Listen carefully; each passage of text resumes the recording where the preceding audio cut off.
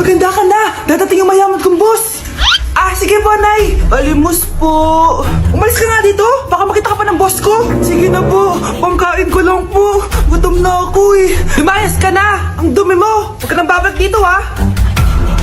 Ito. Bili ka ng pagkain. Masasama talaga ugali ng mga yan. Thank you po. Pagpalain po sana kayo. Sige na. A few moments later. Boss, kamusta? Alam mo naman bakit nandito ako, di ba? Oo. Bibigyan mo ko ng pera. Tama. Dahil ang bait mong tao. Wow, Nay. Yayaman na tayo. 1,000,000 ang laman nito. Salamat. Ops. Hindi mo to deserve. Bakit naman? Ang bait ko kaya. Tumutulong kaya ako sa kapwa ko. Parang di naman, Nay. Nay, pumasok yung mapahong pulubi, oh. Bakit nandito na naman yan? Boss, pinaalis nila ako kanina. Naalala niyo ba siya? Tauhan ko yan. Sinabihan pa akong madumi. Joke lang yun. Ito naman. Shh! Ibibigay ko to sa karapat-dapat at hindi ikaw yun. Ikaw ang karapat-dapat na makatanggap nito. Sa akin? Milyonaryo na ako! Hindi pwede to. Sa akin dapat yan eh. Kayo ang tunay na mababaho. Eto, 5 piso. Pampalubag loob. 5 piso!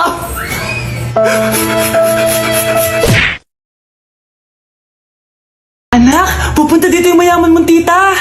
Bibigyan niya ako ng pera, Nay. Oo, anak. Kaya maganda ka na, ha? Sige po, Nay. Yes, magkakapera na ako. A few moments later. Hi, Mare. Uy, Mare, pasok ka. Hello po, tita. Ang laki na ng anak mo, Mare. Wow, tita. Ang ganda mo at ang sexy mo pa. Talaga? At dahil dyan, may 5,000 pesos ka. Thank you po, tita. Oo nga, Mare. Ang ganda ng damit mo. Gusto mo din ng pera? Ang ganda din ng buhok mo, Mare. Ito pa. Ang bango-bango mo din, Mare. Ito pa. Ang pogi naman ng anak mo, Mare. Siyempre, mana sa akin. At bibigyan ko ng 1,000,000 pesos at house and lot kung sino man ang mapapangasawa ng anak ko. Talaga ba, Mare? Anak, halika nga dito. Narinig mo ba yan, anak? Tsuhain mo ng anak niya. Ang magkasabi ka naman dito. Sige po, Nay. Ang gwapo mo naman. Pwede ba kitang tsuhain? Ayoko! Tingnan mo nga itsura mo. Ang pangit mo.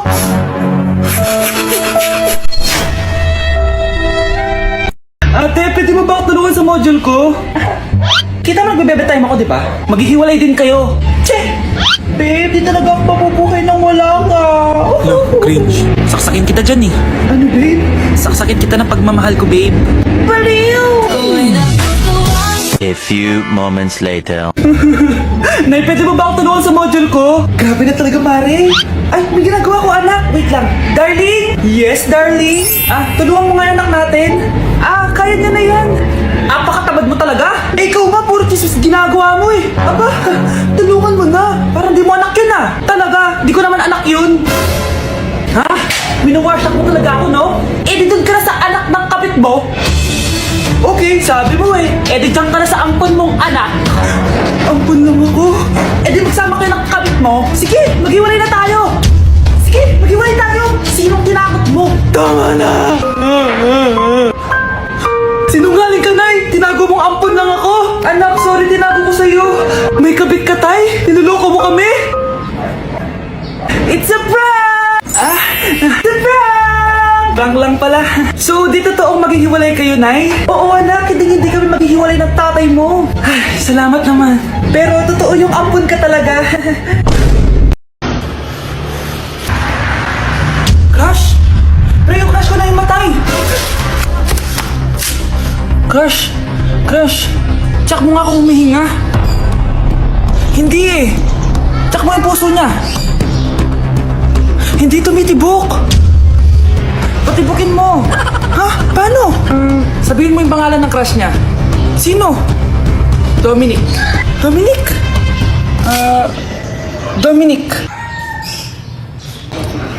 Wala pa rin eh. Vince.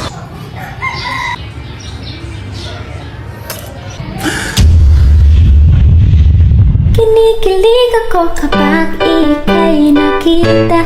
Naalala ko ang iyong Ang bago nating top 1 ay si Samantha. Ang galing mo, Samantha. Naku, basic lang yan. Paano nangyari yun? Pasado kayong lahat, pero bumagsak? Si Scarlett? Halatang favorite mo si Samantha. Pares lang kami ng average. Paano ako bumagsak? Di ba sinasagot mo ako? Eh, di bagsak ka ngayon? Umanda ka sa akin. A few moments later. Class, mag-behave kayo. Nandito yung principal natin. Magandang umaga, class. Kamusta yung bago nating teacher? Gusto ko pong i-report yung teacher na yan dahil may favoritism po yan. Favoritism? Sinungaling ka, Scarlett! Mabait sa amin si ma'am! Opo ma'am! Mabait po ako sa kanila! Pantay-pantay lang po yung tingin ko sa kanila! Huwag mo na pagtakpan nanay mo, Samantha! Hala, OMG, magnanay sila. Ma'am Principal, pagpasensyahan niyo na siya. Baka di niya alam yung sinasabi niya. Meron ako ebidensya dito na nagpapatunay na binigyan ng sagot ni ma'am si Samantha. At tinawag ng nanay si ma'am. Bawal to sa school natin Kayong dalawa, mag-usap tayo sa principal's office. Ma'am, magpapaliwanag po ako. Ang bago nating top 1 ay si Scarlett. Yes, Scarlett, deserve mo yan. Marami pong salamat, Ma'am Principal. Alam mo, buti na lang hindi mo na-teacher yung nanay mo. Anong sabi mo? Hindi mo ba alam na magkapatid kayo ni Samantha? Iisa lang kayo ng nanay.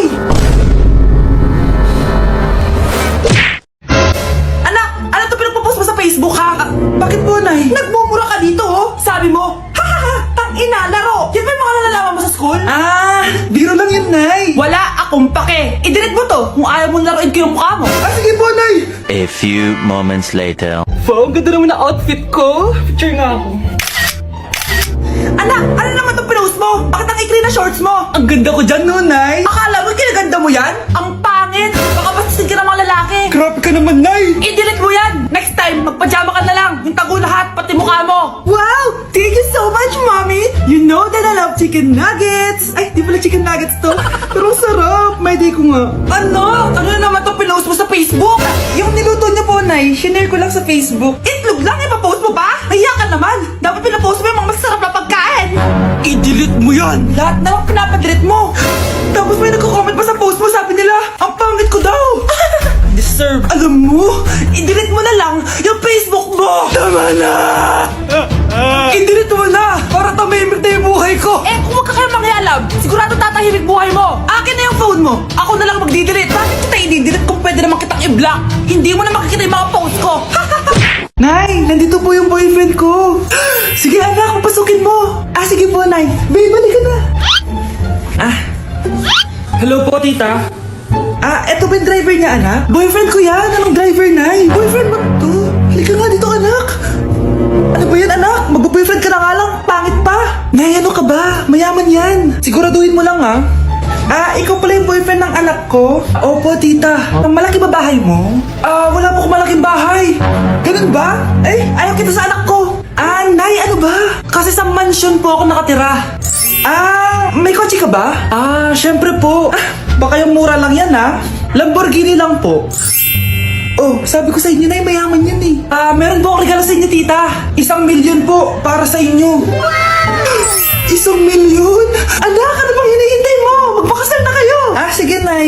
Gusto ko next week may apo na ako, Ma'am, parang wala po ata sa lesson natin yung number 5. Ay, wala ba? O sige, bonus na lang yan. Thank you, ma'am. Ma'am, wala po ata sa lesson natin yung number 5. Oh, anong gagawin ko?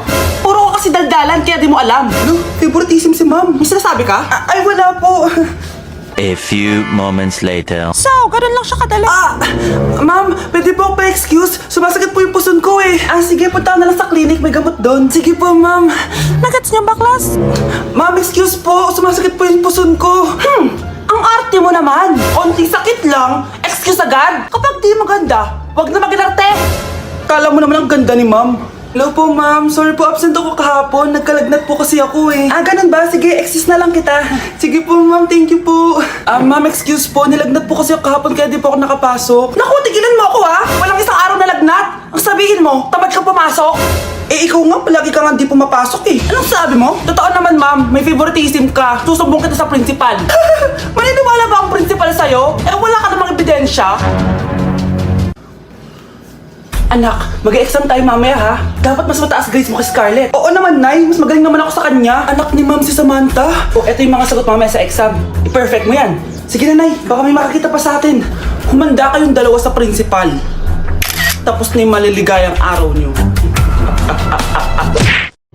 Eto na ang solusyon mo para jowain ka na ng crush mo. Gayuma ba yan? Tama. Ilagay mo to sa baso, tapos ipainom mo sa crush mo. Oh, ito.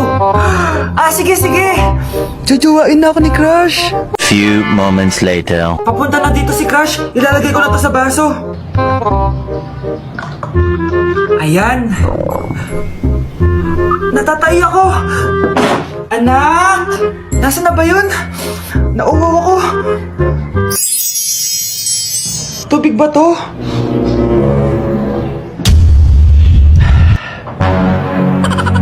Ano yan, Nay? Ang gwapo mo naman! Jajawain na kita! Nay, napapano ka? Pakis nga! Nay! Andito na ako!